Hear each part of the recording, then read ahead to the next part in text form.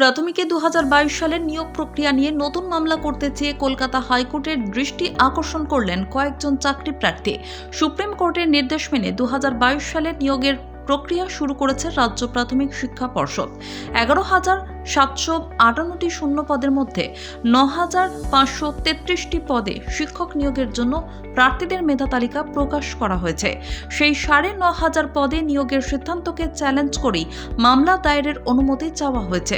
বৃহস্পতিবার সুমন্ত কোলে সহ 10 জন চাকরি প্রার্থী সেই মামলা করতে চেয়ে উচ্চ আদালতে আবেদন করেন। সেই মামলা দায়েরের অনুমতি দিয়েছেন বিচারপতি রাজশেখর মান্থা।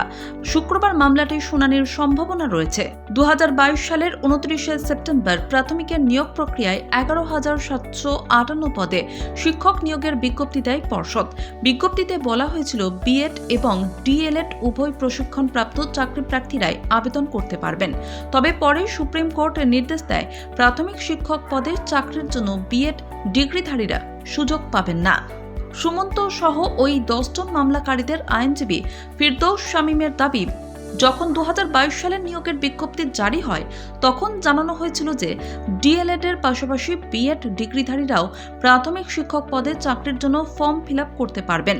সুমন্ত সহ ওই 10 জন চাকরি প্রার্থীর বিএড এবং ডিএলএড উভয় ডিগ্রি রয়েছে, কিন্তু তাদের বিএডে প্রাপ্ত নম্বর বেশি হওয়ায় তারা সেই নম্বর ব্যবহার করে ফর্ম ফিল আপ করেছিলেন, আর সেই কারণেই প্যানেলে তাদের নাম নেই।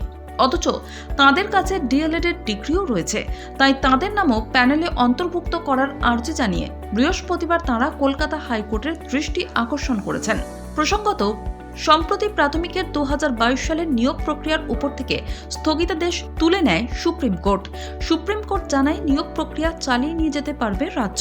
প্যানেল প্রকাশেও বাধা তুলে নেয় বিচারপতি হিমা কোহলি, বিচারপতি আসানুদ্দিন আমানুল্লাহর বেঞ্চ। শীর্ষ আদালত জানায় প্রাথমিকে 11,758 শূন্য পদে নিয়োগ করা হবে। সুপ্রিম কোর্টের নির্দেশ মেনে সম্প্রতি 2022 সালের নিয়োগের প্রক্রিয়া শুরু করেছে রাজ্য প্রাথমিক শিক্ষা পর্ষদ। 11,758টি শূন্য পদের মধ্যে 9,533 পদে শিক্ষক নিয়োগের জন্য প্রার্থীদের প্যানেল প্রকাশ করা হয়েছে। শীঘ্রই তাঁদের হাতে নিয়োগপত্র তুলে দেওয়া হবে বলেও জানানো হয়েছে।